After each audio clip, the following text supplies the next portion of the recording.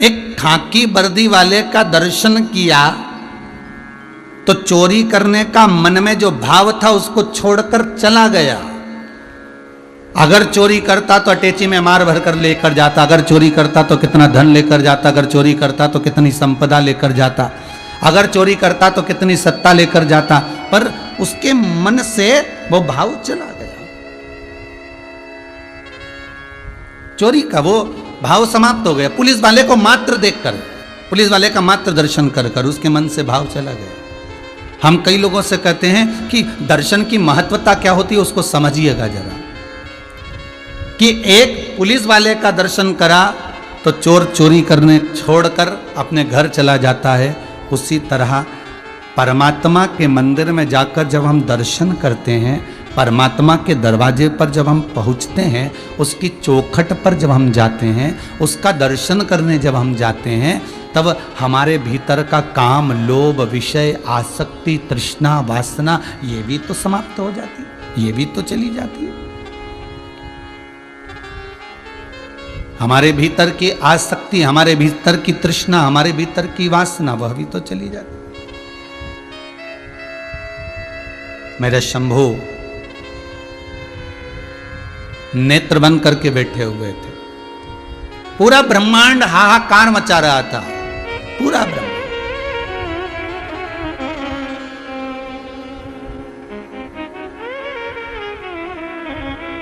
अक्षय तृतीया का सबसे मूल कारण शिव महापुराण कर रही है, सबसे मूल।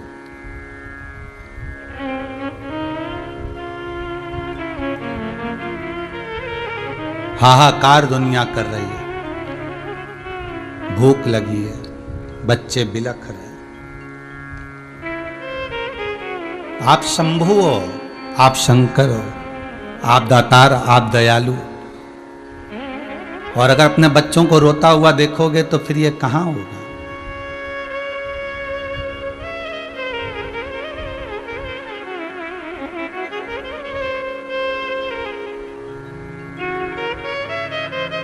फिर ये अगर बच्चे रोते हुए दिखेंगे तो माता पिता को अच्छा नहीं लगता, और आप अगर रोते हुए बच्चों को देखोगे तो क्या आपको अच्छा लगेगा। प्रभु चारों तरफ जहां हाहाकार मच गया, भगवान विष्णु भी देख लिए कि इस पृथ्वी पर पुण्य धीरे धीरे धीरे धीरे क्षीण हो गया, इसलिए पाप कर्म बढ़ गया, इसलिए जलवृष्टि नहीं हो रही, अन्न का भाग नहीं है पृथ्वी पर। तब भगवान शिव के पास खबर गई, तो भगवान शंकर ने भगवान विष्णु को बुलाया। नारायण आइए, ब्रह्मदेव भी आए, इंद्रदेव भी आए, सबकी सब आकर खड़े हो गए। क्या बात है भगवान विष्णु, क्या हुआ? भगवान विष्णु कह रहे हैं पूरी पृथ्वी पर पाप इतना बढ़ गया है, इसलिए जलवृष्टि बंद हो गई, इसलिए अन्न का होना बंद हो गया, अब पृथ्वी पर अन्न नहीं है। भगवान शंकर ने भगवान विष्णु से कहा, क्या पूरी पृथ्वी पर पाप ही पाप हो गया क्या? हाँ। भगवान शंकर ने कहा भगवान ब्रह्मा से, क्या पूरे ब्रह्मांड में केवल पाप ही पाप हो गया क्या? ब्रह्मा जी बोले हाँ। और उसका भोग संसार के मनुष्य को भोगना पड़ेगा। देखिएगा, संसार के लोगों के लिए मृत्यु लोक का देव अधिदेव मेरा महादेव एक बात प्रस्तुत करते हैं। जब 33 कोटि देवताओं ने कह दिया कि ये पूरा ब्रह्मांड, ये पूरी पृथ्वी पाप से भरा गई है, इसलिए यहां ना तो जल गिरेगा ना इसमें अन्न होगा, सब भूखे मरेंगे, सब भूखचुक रहेंगे, सभी को उधर के लिए कुछ प्राप्त नहीं होगा। तब मेरे महादेव ने, तब मेरे देव अधिदेव महादेव ने आज ही के दिन, अक्षय तृतीया के दिन, मेरे महादेव भगवान विष्णु से कहते हैं, आप कह रहे हो कि सब दूर पाप हो रहा है। शंकर जी बोले, परंतु कभी कभी मैंने पार्वती के मुख से सुना था कि जो घर बनता है, ये आजकल के घर तो मकान तो ये पत्थर के बनने लगे, लेंटर के बनने लगे, सीमेंट के बनने लगे, पहले जो मकान बनते थे वो लकड़ी के बनते थे। आप लोग जितने लोग कथा सुन रहे हो आस्था चैनल पर, फेसबुक, यूट्यूब पर, आप लोग जितने कथा को श्रवण कर रहे हो, आप लोग भी कभी तो आपके पूर्वज गांव में रहे होंगे, कभी तो आपके पूर्वज किसी ग्रामीण क्षेत्र से आए होंगे, आप भले शहरों में रह रहे हो, आप भले शहर में निवास कर, पर पूर्वज तो गांव में देखा होगा, जो पुराने मकान होते थे उसमें लकड़ियां लगती थी, कहीं साजड़ की, कहीं सागौन की, कहीं बमूल की, कहीं शीशम की, तरह तरह की लकड़ी लगती थी। अब वो पूरे मकान को वो लकड़ियों पर रखा जाता था और मकान टिकता था। अब उसमें कुछ लकड़ी ऐसी होती थी जो 3 साल में सड़ जाती थी, उसमें कुछ लकड़ी ऐसी होती थी जो 5 साल में सड़ जाती थी, उसमें कुछ लकड़ी ऐसी होती थी जो 10 साल में सड़ जाती थी, और उसमें कुछ लकड़ियां ऐसी थी कि आज तक भी मकान में लगी होगी और मकान का बाल बांका नहीं होने दे रही होगी। भगवान शंकर ने भगवान विष्णु और ब्रह्मा से कहा, संसार भी ऐसा ही है।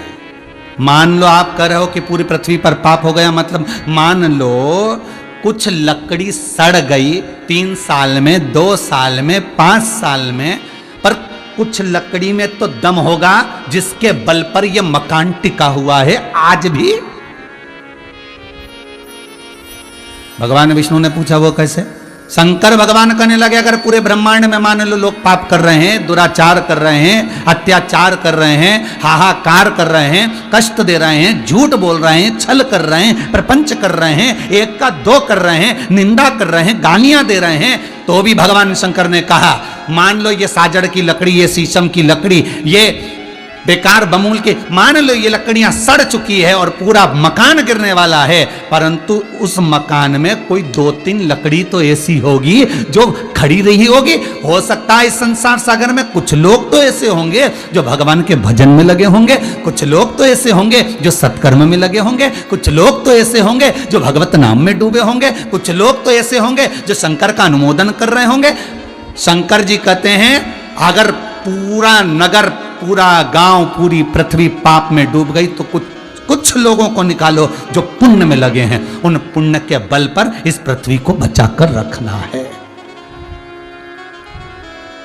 और बहुत ध्यान देना भाई, तुम्हारे मोहल्ले में अगर कोरोना जैसी बीमारी आ गई, वायरस आ गया, तुम्हारे नगर में आ गया, तुम्हारे क्षेत्र में आ गया, तुम्हारी कॉलोनी में आ गया, तुम्हारी बिल्डिंग में आ गया, तुम्हारे परिवार वालों में भी अगर कोई सता रहा है, और उसके बाद भी अगर तुम ठीक होकर ऐसी कोरोना जैसी महामारी में, जहां पर हॉस्पिटल में जगह नहीं मिल रही, ऐसी महामारी में भी तुम अगर बचकर, जरा से अगर बचकर भी तुम अपने घर पर वापस आ गए हो, या अपने घर पर स्वतंत्र रहकर घूम रहे हो, अपने घर पर स्वतंत्र रहकर भोजन कर रहे हो, अपने घर पर आनंद लेकर अपनी जिंदगी को जी रहे हो, तो समझ लेना कि तुम्हारे परिवार में कोई एक व्यक्ति ऐसा है जो भगवान शंकर की आराधना में पहले से डूबा हुआ है, भगवान शिव की आराधना में डूबा हुआ है, शंकर का अनुमोदन कर रहा है, शिव का स्मरण कर रहा है। जरूर वो कुछ ना कुछ दान पुण्य सत्कर्म ऐसा करता रहता है जिससे हमारे दरवाजे तक काल आता तो जरूर है, हमारी चौखट पर काल पहुंचता तो जरूर है, पर वो काल अंदर प्रवेश नहीं करता, वो बाहर की बाहर चला जाता है।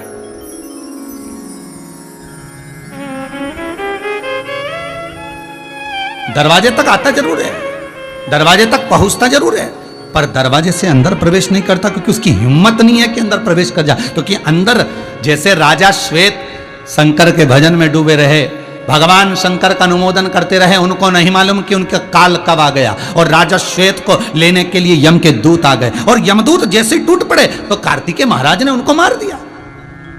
जब वो मार खाकर यमराज के पास में पहुंचे तो यमराज ने पूछा, तुम्हारे को ये नीला पीला किसने कर दिया, किसने दोचा तुमको, कौन मारा है तुमको?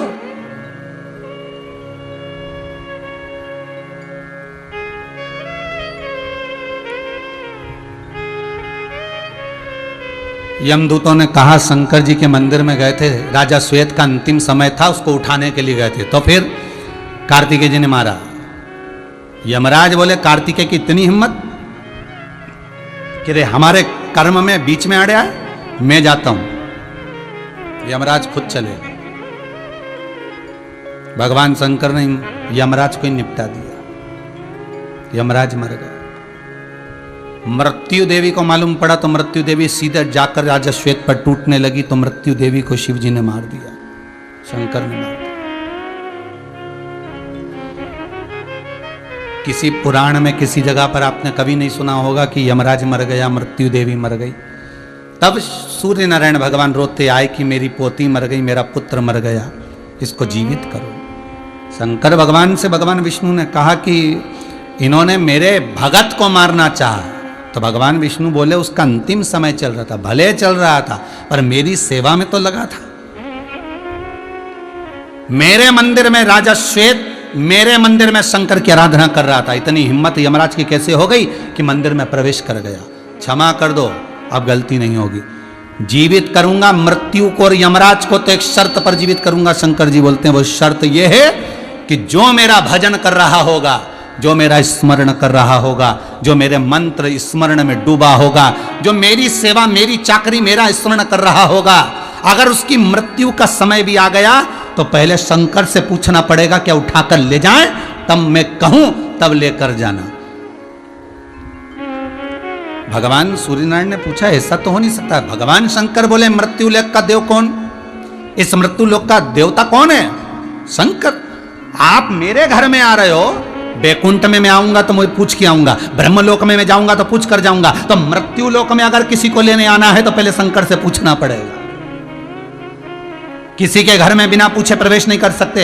यमराज आपको फिर समझा रहा हूं। सूर्य नारायण ने कहा गलती को क्षमा करिए, जीवित कर दीजिए। जीवित कर दिया। काल तुम्हारे दरवाजे तक बार बार आ रहा, बार बार।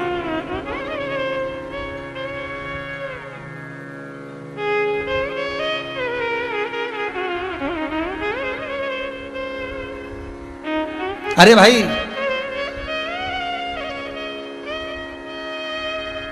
ध्रुव और प्रहलाद भगवान के भगत थे। बहुत ध्यान दीजिएगा महाराज जी। ध्रुव प्रहलाद भगवान के भगत थे, पर प्राण छूटे कि नहीं छूटे? अरे बोलो तो रे जम के, जितने आस्था चैनल पर कथा सुन रहे हो बोलो जरा प्रेम से। हाँ बोलो जरा, आराम से बोलो कि प्राण छूटे कि नहीं छूटे? छूटे ना। कई कई माताएं हमसे प्रश्न करती हैं, कई लोग प्रश्न करते हैं कि हमारी मम्मी तो भगवान का भजन करती थी, भगवान का स्मरण करती थी, हमारे पिताजी ऐसे थे, फिर आखिर उनको प्राण क्यों छूट गए? वो तो आप कहते थे ऐसा, तो वो ऐसा कैसे हो गया? आखिर क्यों मर गए, क्यों प्राण छूट गए? ध्रुव और प्रहलाद भी भगवान के भगत थे। उनके प्राण क्यों छूटे? उस कथा को जरा निकाल कर पढ़िएगा गर्ग संहिता से, उस कथा को जरा निकाल कर पढ़िएगा विष्णु पुराण में से, उस कथा को जरा निकाल कर पढ़िएगा स्कंद पुराण में से, पद्म पुराण में से, कि प्राण छूटने का कारण क्या था। एक बार भगवान इंद्र स्वयं साधु का वेश धर कर आते हैं और भिक्षा में उनका पुण्य मांग कर ले जाते हैं।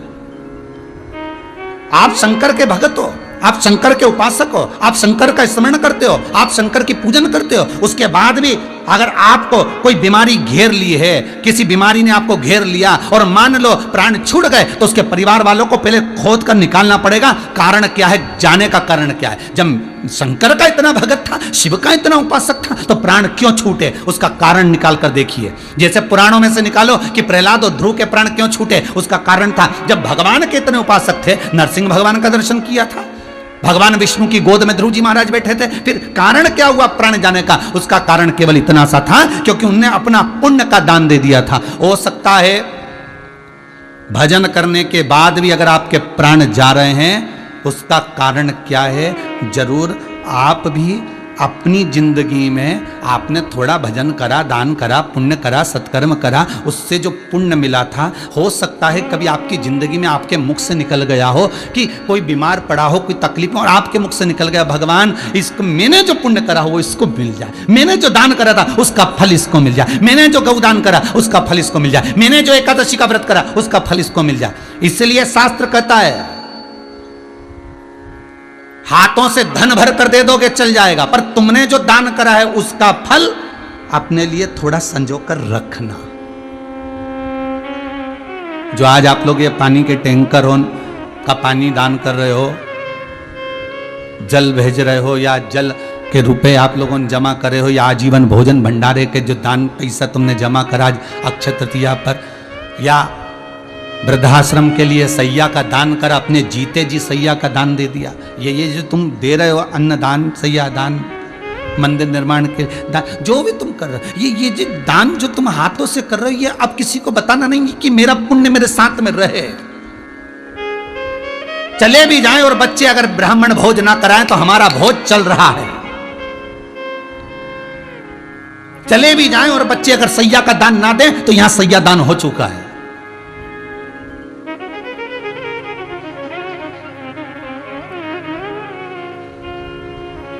कुछ पुण्य था, कुछ आनंद था, कुछ अपने पास में अपना पुण्य संजो कर रखो। थोड़ा पुण्य संजोना।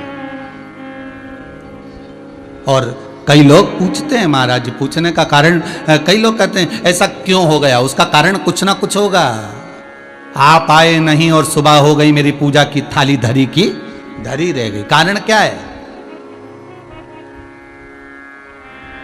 कुछ कारण होगा।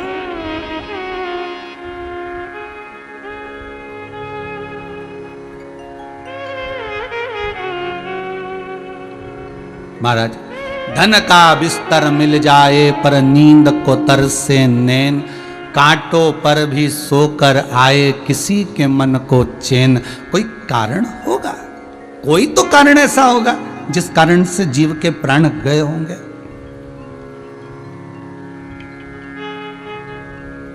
कोई कारण।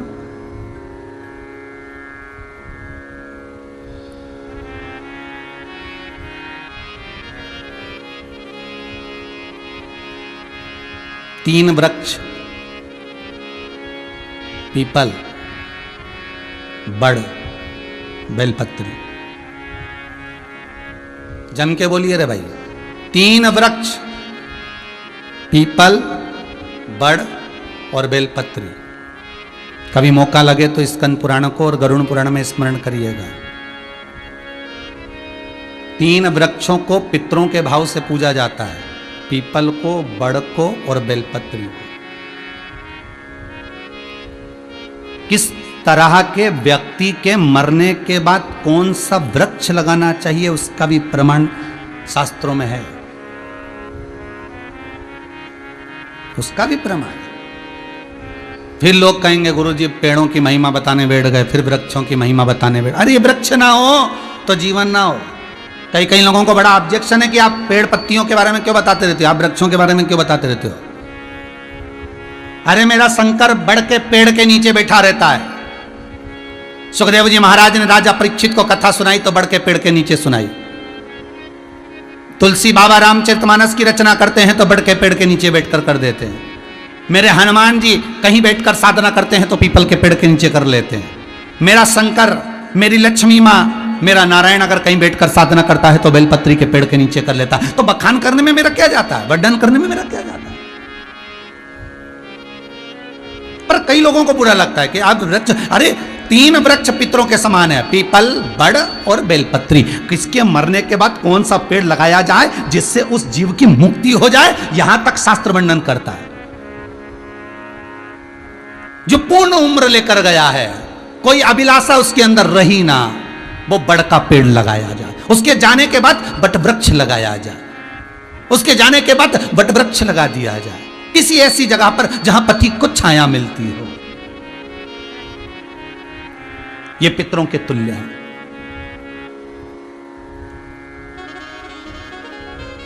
जो मर गए अधोगति में, बहुत सारी अभिलाषाएं मन में रह गई। अभी मुझे और कमाना था, अभी मुझे फैक्ट्री बनाना था, अभी मुझे दुकान बनाना था, अभी मुझे ऐसा करना था, अभी मुझे ये काम और करना था, अभी मेरा घर का निर्माण करना था, मेरे बेटे बेटी की शादी करना थी, और अचानक योग संजोग बना और मर गया।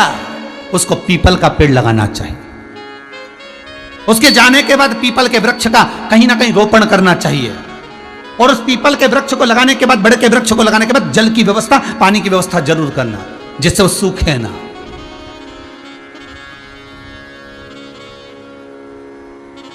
तीसरा, जो अधोगति में मर गया, कुंवारा मर गया, या उसकी गति एक्सीडेंट में, आदिक में, या किसी भी तरह से सुसाइड कर या किसी भी तरह से भूखा प्यासा यहां तक कहा गया भले कुंवारा नहीं मरा और भूखा और प्यासा भी चले गया तो उसके लिए बेलपत्री का पेड़ का निर्माण करना चाहिए, बेलपत्री का पौधा लगाना चाहिए, उस पर पानी की व्यवस्था हो,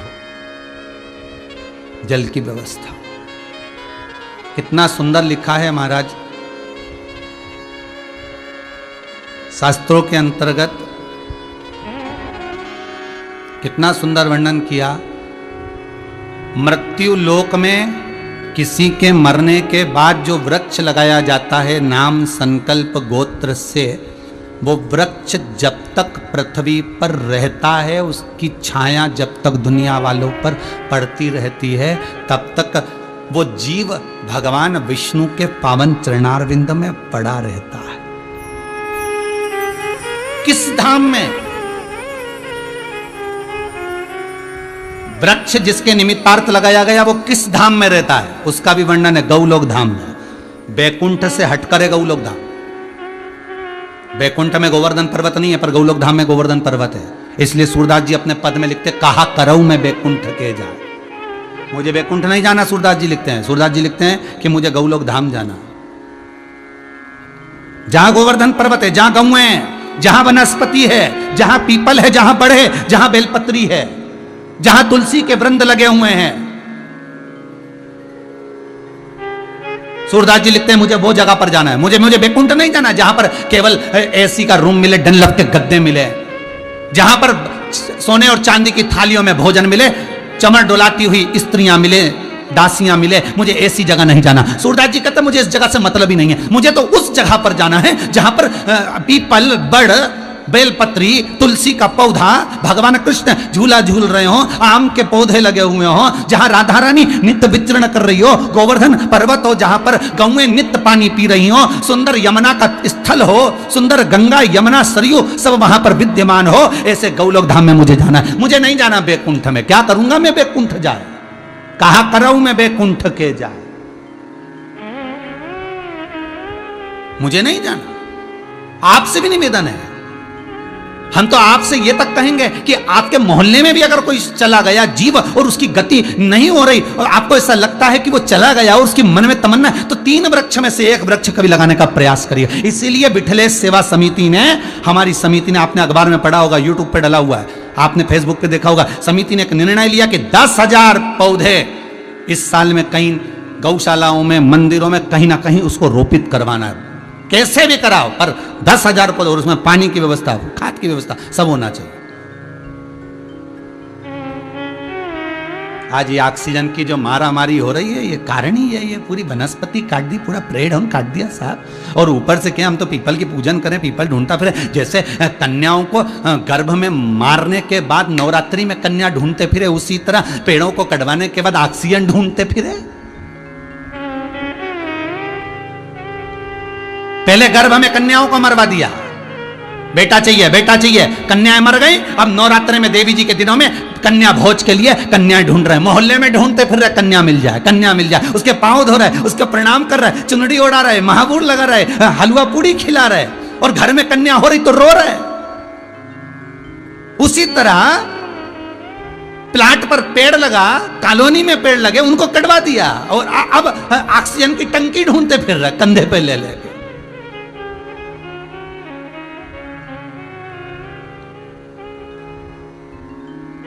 अब ऑक्सीजन की टंकियां ढूंढ रहे हैं।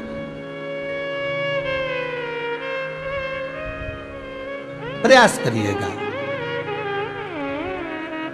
शंकर कह रहे हैं कि वो जो तुमने जो लकड़ी लगी है, कई लकड़ियां बेकार हो चुकी हैं, माना बेकार हो गई, तो पर मकान कुछ लकड़ियों पर तो टिका है। उसी तरह ये पृथ्वी कुछ पुण्य करने वालों पर, कुछ सत्कर्म करने वालों पर, कुछ दान करने वालों पर, कुछ भजन करने वालों पर आज भी टिकी है। ये पृथ्वी टिकी है आज भी भजन पूजन सत्कर्म करने वालों पर।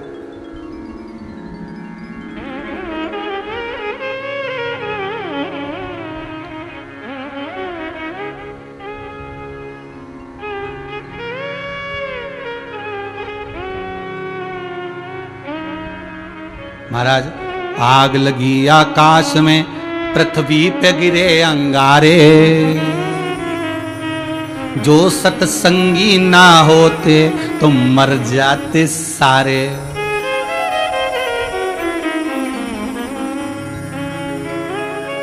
कई लोग कहते हैं कि उसमें एक पद लोग कहते हैं कि सदगुरु ना होते तो मर जाते सारे। हम कहें कि सत्संगी में सब आ गए, चाहे गुरु हो तो चेला हो।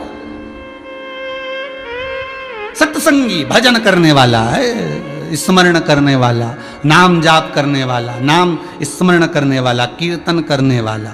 और हमें कीर्तन से भी हम कहेंगे ठीक है, आप तो हृदय से उसको पुकार लो। जैसे कल की कथा में था कि ना जी भर के देखा ना कोई बात की, बड़ी आरज़ू थी मुलाकात की। उस मिलन जब हो एक क्षण का, मुख से कुछ निकले ना, बस वो आमने और सामने। एक गीत पहले गाया करते थे लोग, आ बैठ मेरे पास तुझे देखता रहूं, ना तू कुछ कहे ना मैं कुछ कहूं। गाते थे लोग कि ना गाते थे? बोलो तो रे, आस्था पे कथा सुन रहे हो। कितनी सुंदर बात है। अगर किसी को टकटकी लगाकर देख लो तो मोहल्ले के लोग देना चालू कर दें क्या? अरे बोलो तो क्या देना चालू कर दे? जूते। अगर किसी को टकटकी लगाकर देख लो तो मोहल्ले के लोग जूता देना चालू कर दे। किसी को टकटकी लगाकर देखो तो मतलब ये पक्का है कि तुमने किसी को टकटकी लगाकर देखा तो तुम्हें कुछ ना कुछ दिया, मतलब देना चालू हुआ।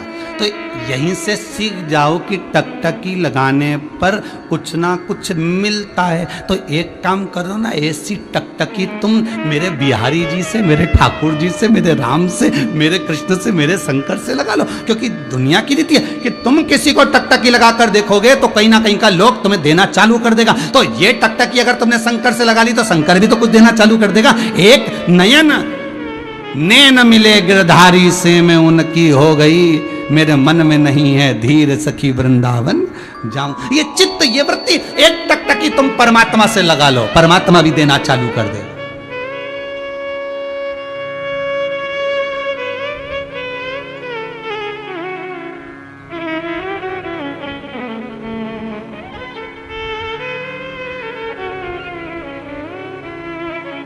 एक नयन तुम भगवान से मिला लो, फिर वो भाई दरवाजे तक भी काल आ रहा है ना तो वो बच रहे हो, उस काल से बचा जा रहा है। कौन बचा रहा है? तुम्हारा पुण्य, तुम्हारा दान, तुम्हारा सत्कर्म।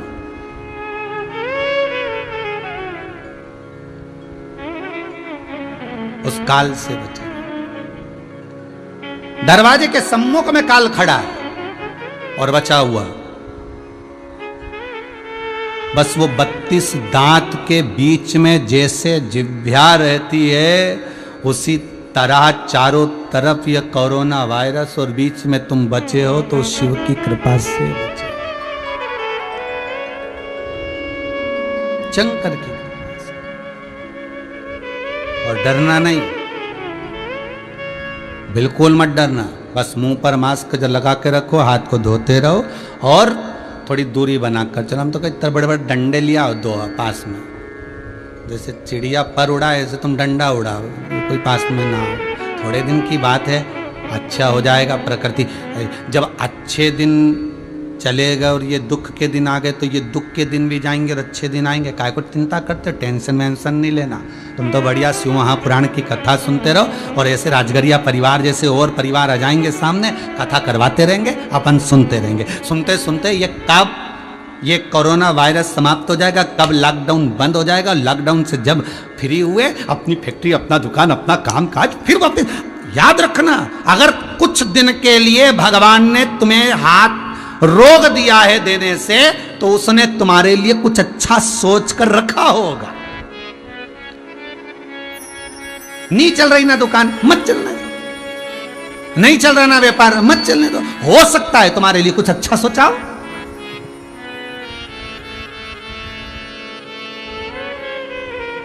रहे हो थोड़ा घर में, अगर जिंदगी है तो सब कुछ कमा लोगे, जीवन ही नहीं रहेगा तो क्या खाक कमाओगे?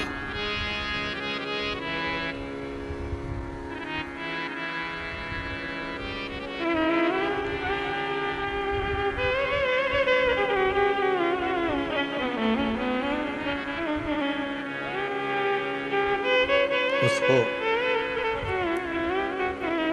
भगवान शिव, भगवान विष्णु से कहते हैं कि माना संसार के लोगों पापी हो गए, पाप कर्म में लिप्त हो गए। आप इनको अन्न का भाग नहीं दे रहे, पृथ्वी अन्न नहीं दे रही, जल वृष्टि नहीं हो रही, नहीं है इनके भाग्य में। पर कुछ लोग तो पुण्य भागी होंगे, कुछ तो होंगे।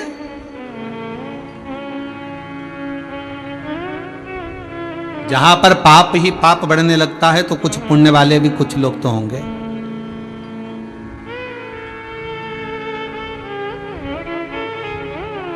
अगर मंदिरों में आरती पूजा मशीनों से हो रही है, कोई तो भगत ऐसा जाता होगा मंदिर और देवालय में जो घंटी भी बजाता होगा।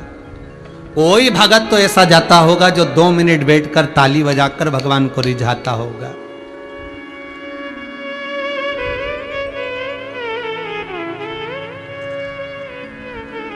मुझे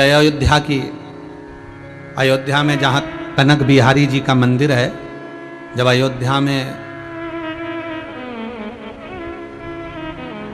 12 साल पहले कथा करने गए थे तो आश्रम का मानस आश्रम ऐसा कुछ था सरयू जी रोड पर, तो कनक बिहारी जी के दर्शन करने गए थे। वहां एक अग्रवाल जी मिले थे, उनकी फैक्ट्रियां थी कुछ महाराष्ट्र वगैरह में, और लड़के नहीं थे तो लड़कियां ही थीं 2, एक दिल्ली में है और एक शायद विदेश में थी उस समय पर। अब कहाँ है वो ध्यान दें। तो सब बेच बुचाकर वो पैसे लेकर कहा, मन में सोचा कि अयोध्या रहेंगे, अयोध्या पहुंच गए। उनका नियम था कनक बिहारी जी के लिए रोज भोजन बनाकर ले जाना, कनक बिहारी जी को भोग लगवाना, आरती के पहले जाते और एक भजन गाया करते। वो भजन हमको पहले तो ध्यान में था, अब तो भूल भी गए। खिलौना बना लेना ऐसा कुछ था उनका भजन का पद, कि हमें खिलौना बनाकर रखना, हमें गेंद बना लो, हमें फिरकी बना लो, हमें घोड़ा बना लो, ऐसा वो गाया करते थे अग्रवाल जी और उनकी धर्मपत्नी। कहते हैं जब मंदिर में कोई नहीं आता तब वो दोनों पति पत्नी बैठकर कनक बिहारी के सामने अपनी स्तुति का स्मरण किया करते। और उनके साथ में कोई था तो उसने अपने फोटो में बिहारी जी जब ये स्तुति सुनाते थे तो कनक बिहारी अवध बिहारी की आंख में से अश्रु निकलते थे। वो फोटो का दर्शन भी हमको कराया। मूर्ति ये जरूरी नहीं है, कई मंदिरों में अगर मशीनों से आरती हो रही है वो अपनी जगह पर है, पर मशीनों के आरती के साथ में कोई तो मंदिर में ऐसा भगत जाता होगा जो भगवान की भक्ति में डूबता होगा। पूरी पृथ्वी पर अगर कहीं ना कहीं पाप कर्म हो रहा है, अनाचार दुराचार हो रहा है, तो कोई तो सत्कर्मी होगा, कोई तो भजनावली होगा, कोई तो कीर्तनी होगा, कोई तो नाम स्मरण करने वाला होगा जो दिल से भगवान को रिझा रहा होगा, धन से नहीं, सत्ता से नहीं।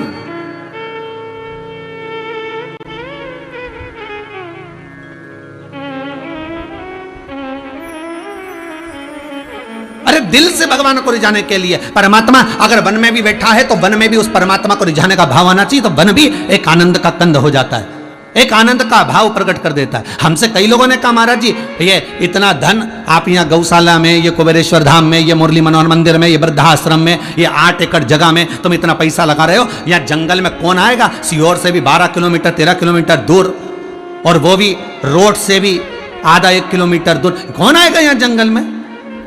कई लोगों ने कहा अगर आश्रम बनाना, मंदिर बनाना, तीर्थ बनाना तो वहां वृंदावन जाओ, गोकुल जाओ, मथुरा जाओ, कहीं ऐसी जगह जाओ जहां भगत लोग आते रहे, और वहां कुछ अच्छे कमरे बनाओ, तो एसी में एसी के रूम बनाओ, तो मंदिर आएंगे तो थोड़ा बहुत ठहरेंगे तो दान देंगे तो चलता रहेगा। हमने कहा यहाँ होटल थोड़ी ना बनाना, यहाँ तो कुबेरेश्वर बाबा का धाम है, गौशाला है, वृद्धाश्रम है और भगवान का मंदिर, दर्शन करो, भजन करो और जाओ। यहाँ कौन सा तुम्हें रुकना है यहाँ पे?